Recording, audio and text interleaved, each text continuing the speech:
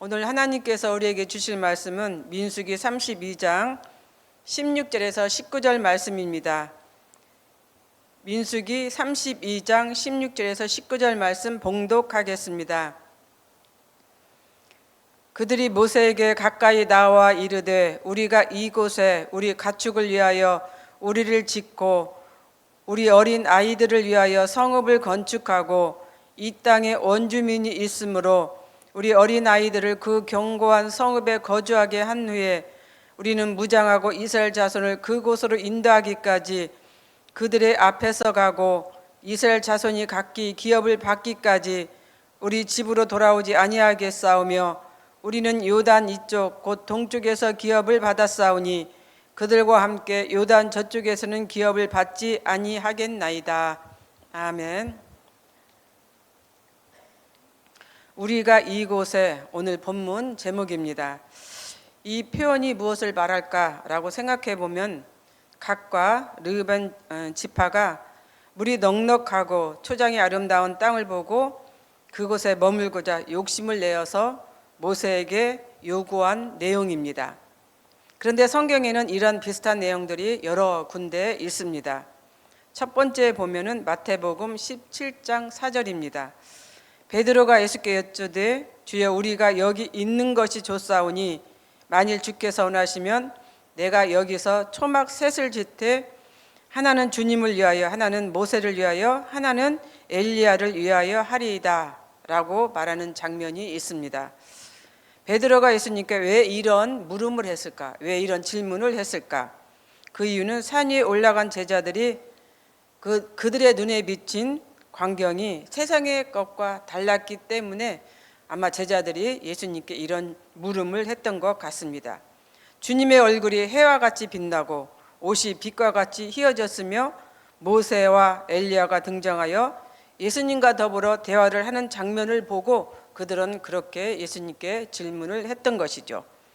주님과 더불어 대화하는 모세와 엘리야를 보면서 제자들은 황홀감을 느꼈을 것이고 그 황홀감에 취하다 보니 자신들도 모르게 우리가 여기 있는 것이 좋사오니 이곳에서 초막을 짓고 살자라고 그렇게 말을 했던 것 같습니다. 무엇보다 더 큰 의미는 주님과 대화하는 자들이 그들은 알 수 없었을 뿐인데도 불구하고 그들을 알게 되었다라고 하는 사실입니다. 모세와 엘리야를 한 번도 보지 못한 그들이 율법을 대표하고 예언자를 대표하는 자를 알아보았다는 것, 그들에게도 영적인 하늘의 세계 속에 있었다라고 하는 것을 말해주고 있는 것입니다. 베드로와 야고보와 요한이 왜 산 위에서 머물고자 했을까? 하나님께서 하늘의 놀라운 비밀을 그들에게 보여주었기 때문에 그런 생각을 가졌던 것 같습니다. 아니면 자신들만이 그곳에서 특별한 은혜를 받았다라고 또 그렇게 생각을 했을 수도 있습니다. 어찌됐든 제자들은 자신들의 안일한 목적을 위해서 이제 예수님께 그런 물음을 했던 것이고 또 나쁘게 말하면 탐욕 혹은 욕심이 생겨서 그렇게 말을 했을 수도 있습니다. 하지만 그들의 눈에 비친 그 산 위의 그 모습은 세상의 것과는 비교가 안 될 너무나 황홀한 광경이었던 것이죠.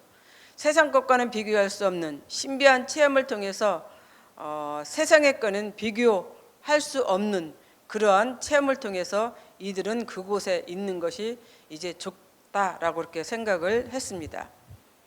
두 번째, 창세기 13장 8절에서 13절에 보면은 롯과 아브라함의 이야기가 나옵니다. 롯은 아브라함의 조카로 아브라함이 아들처럼 여기며 어디든 가는 곳마다 데리고 다녔던 그러한 인물입니다. 하지만 생활 속에서 어쩔 수 없이 각자의 길을 걷게 됩니다. 9절과 10절을 제가 읽어보겠습니다. 내 앞에 온 땅이 있지 아니하냐? 나를 떠나가라. 내가 좌하면 나는 우하고 내가 우하면 나는 좌하리라. 이에 롯이 눈을 들어 요단 지역을 바라본즉 소알까지 온 땅에 물이 넉넉하니 여호와께서 소돔과 고모라를 멸하시기 전이었으므로 여호와의 동산 같고 애굽 땅과 같았더라. 여기서 롯이 눈을 들어 요단 지역을 바라보았다라고 하는 것은 그 땅이 좋은 땅인지 아니면 나쁜 땅인지 아주 자세하게 살펴보았다라고 하는 그런 의미가 있습니다.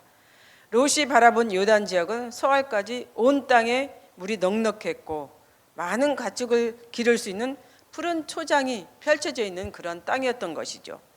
상업이 발달하여 수많은 사람들이 모여 살고 있었고 또 소돔과 고모라가 가까이 있는 그러한 곳이었습니다. 현실적으로 보면 너무나 좋은 그런 땅이었던 것이죠. 비록 그곳에 사는 사람들이 악하고 하나님을 알지 못하는 사람들이었지만 롯의 눈에 보이는 세상은 너무나 살기 좋은 아름다운 땅이었던 것입니다. 특히 싸움의 원인이 가축을 기르는 문제였기 때문에 롯이 바라본 이 요단 지역은 온 땅에 물이 가득했고 넉넉했고 또 가축을 기를 수 있는 너무나 살기 좋은 푸른 초장이 펼쳐진 그런 곳이었던 것이죠.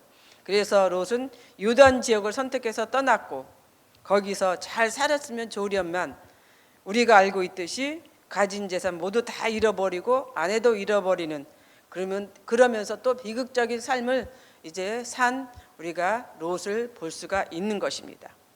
그렇다면 롯이 왜 이런 상황까지 이르렀을까? 롯도 하나님이 의로 여기실 정도로 인정받는 그런 사람이었습니다. 신앙이 없었던 인물은 아닙니다. 하지만 그는 먼저 하나님보다는 세상적인 유익과 이익을 추구하는 사람이었고 또 성공을 위한 하나님으로 생각을 했던 것 같습니다. 눈에 보이는 것이 다가 아님을 우리는 성경에서 롯을 통해서 알게 됩니다. 이치와 사리의 밝은 롯이 세상적인 지혜로 요단 온 지역을 선택했지만 오히려 가지고 있는 것까지도 다 잃어버리게 되는 비운을 겪었던 것을 우리는 알 수가 있는 것이죠. 그래서 어디에 머무느냐에 따라서 이렇게 좋은 결과, 나쁜 결과를 나타내는 것을 우리가 알 수가 있습니다. 세 번째는 오늘 본문입니다. 이스라엘 백성들이 시내산 광야에서 떠나 모압 평지에 진을 쳤습니다. 가나안 땅 정복을 앞둔 시점에서 모압 평지에서 주둔은 이스라엘에게 매우 중요한 이제 곳이 되었습니다. 전략지도 되었던 것이죠. 앞으로 해야 할 일들을 위해서 계획하고 준비하며 점검하는 장소가 되었던 것입니다. 이런 상황에서 갓 지파와 르우벤 지파가 모세에게 나와서 보기에도 좋고 눈에도 좋은 야셀과 길르앗 땅을 자기들의 거처로 허락해 줄 것을 요청했던 것입니다. 모세 입장에서 보면은 너무나 어처구니 없는 행동이었습니다. 지금 상황에서 모두가 단결을 해도 부족할 판인데 12지파에서 므낫세 지파의 반까지 합쳐서 거의 세 지파가 가나안 땅을 가기도 전에 요단 맞은편 땅을 요구하고 있었다는 것, 참으로 모세의 입장에서는 어이없는 일이었을 것입니다. 그런데 그들의 요구는 자신들의 이익도 되지만 전체적인 상황으로 봐서는 이스라엘을 위한 것이었습니다. 하지만 이 상황을 파악하지 못한 모세는 화가 극도로 이제 치밀어 올랐을 것이고 가데스 바네 사건을 들어서 그들을 책망했던 것입니다. 이 사건은 출애굽 1세대 모두가 가나안 땅에 들어가지 못하는 비극을 초래했던 사건입니다. 물론 자신도 가나안 땅에 들어갈 수 없습니다. 그래서 저들의 요구로 인하여 또다시 남은 백성들마저 가나안 땅에 들어가지 못할 것을 염려해서 이렇게 책망을 했던 것이죠. 어찌 보면 표면적으로는 갓 자손과 르우벤 자손들의 행위는 세상의 지혜를 그대로 표출하고 있는, 좀 더 다르게 표현하면 약삭빠르고 때론 얄미운 처신으로 우리가 생각할 수가 있습니다. 하지만 이들의 이 행동은 다른 롯이나 다른 그 상황에서 보여줬던 그런 처신과는 다릅니다. 예를 들어서 롯이 택했던 보기도 좋고 눈으로 보아도 아름다운 요단 지역은 그들에게 모든 것을 잃어버리게 하는 결과를 낳았지만 오늘 본문 갓과 르우벤과 므낫세 반 지파의 행동의 결과는 아름다운 선한 결과를 낳았다라고 하는 것을 우리에게 보여주고 있는 것이죠. 바로 그들은 하나님이 약속하신 적과 꿀이 흐르는 가나안 땅 정복에서 그것도 다른 지파들보다도 앞장서서 최선을 다해서 싸웠습니다. 오히려 가족이 없으므로 최전방 전쟁에서 최선을 다해서 싸울 수가 있었던 것입니다. 만약 가족이 있었다면 이들이 맨 앞에서 앞장서서 싸울 수가 있었을까요? 아마 그렇게 하지 못했을 것입니다. 그러나 그들은 가족이 안전한 곳에 있다라고 하는 이 생각 속에서 이제 가장 앞에서 최선을 다해서 싸웠던 것입니다. 그들로서는 최선을 다했던 이 모습을 우리는 성경을 통해서 보여주고 있는 것이죠. 마지막으로 세 지파가 요단 지역 맞은편 야셀과 길앗 지역을 보았을 때 그들의 눈에는 가축을 기를 수 있는 최상의 장소였지만 이 상황에서 해피엔딩으로 끝날 수 있었던 것은 그들이 비록 처음에 자신들의 이익을 추구해서 그 땅을 얻고자 했지만 하나님의 위대한 사업 곧 가나안 정복에 앞장서서 그 일을 훌륭히 해냈기에 하나님께서는 이들에게 선한 끝맺음으로 맺게 했다라고 하는 것을 우리들에게 보여주고 있습니다. 그렇습니다. 만약 그들이 선한 목적이 아닌 나쁜 목적으로 그 땅을 요구했다면 그 땅을 차지할 수도 없었을 것입니다. 하지만 나쁜 목적이 아닌 선한 목적이었기 때문에 하나님은 그 땅을 그들에게 이제 주었던 것이죠. 거기에서 안전하게 살아갈 수 있게 하신 것입니다. 세 지파가 머물고자 한 땅은 원래 가나안 땅 본토가 아닙니다. 가나안 주변이죠. 하나님께서 이 땅까지 이스라엘 백성들에게 덤으로 주셨습니다. 아마 그래서 모세는 그들의 요구 조건을 들어주시고 그들이 그 땅에서 머물게 했던 것도 허락의 이유가 되었을 것입니다. 오늘 말씀을 정리해 봅니다. 세 가지 성경 구절이 다 다를 수 있습니다. 하지만 과정과 결과를 보면 맥락은 같습니다. 어디에 있든 어느 곳을 선택하든 거기에는 하나님의 뜻이 있다면 선한 결과를 얻게 되고 또 하나님의 뜻이 없다면 나쁜 결과를 얻게 된다라고 하는 것이죠. 그래서 우리는 어디에 있든 어떤 곳을 선택하든 하나님의 뜻이 함께하는 그러한 장소, 그러한 자리가 되어야 합니다. 그렇게 됐을 때 우리는 하나님께서 그곳을 우리에게 주십니다. 그렇습니다. 우리가 어디를 바라보고 어디에 머물든지 하나님을 위한 바라봄이 되어야 하고 하나님을 위한 머금이 되어야 한다는 것을 오늘 말씀을 통해서 우리가 깨닫게 됩니다. 우리가 지금 머물고 있는 자리, 장소를 한번 생각해 보십시오. 과연 그 자리, 그 장소를 하나님께서 좋아하고 있는 곳인지, 하나님께서 함께하고 있는 곳인지, 그러한 장소가 되어 있는지를 생각해 보는 오늘 하루가 되었으면 좋겠습니다. 그런 곳이 되시기를 바랍니다. 기도하겠습니다.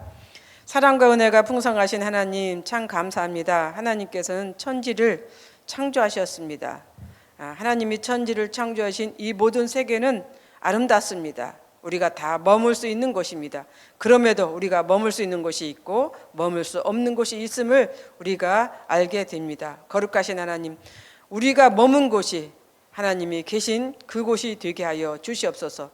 우리가 머물고 있는 장소가 하나님이 함께하는 그러한 장소가 되게 하여 주시옵소서. 그래서 선한 열매를 맺는 곳이 되기를 원합니다. 우리가 어디를 바라보든 어디를 선택하든 늘 하나님이 함께 하시는 그런 곳으로 우리를 인도하여 주옵소서. 감사를 드리며 예수님 이름으로 기도드립니다. 아멘. 이 시간 공동 기도문입니다. 지금 들은 말씀이 내 삶으로 이어지게 하옵소서. 또 다른 2년 3년의 복을 통하여 복을 받는 말씀상 공동체가 되게 하옵소서. 7인 속으로 본 모두가 말씀으로 행복하며 정착이 잘 되도록 성령의 인도가 있게 하옵소서. 가정, 병원, 요양원 등에서 치료를 받고 있는 성도들에게 치유와 회복의 은혜를 주옵소서.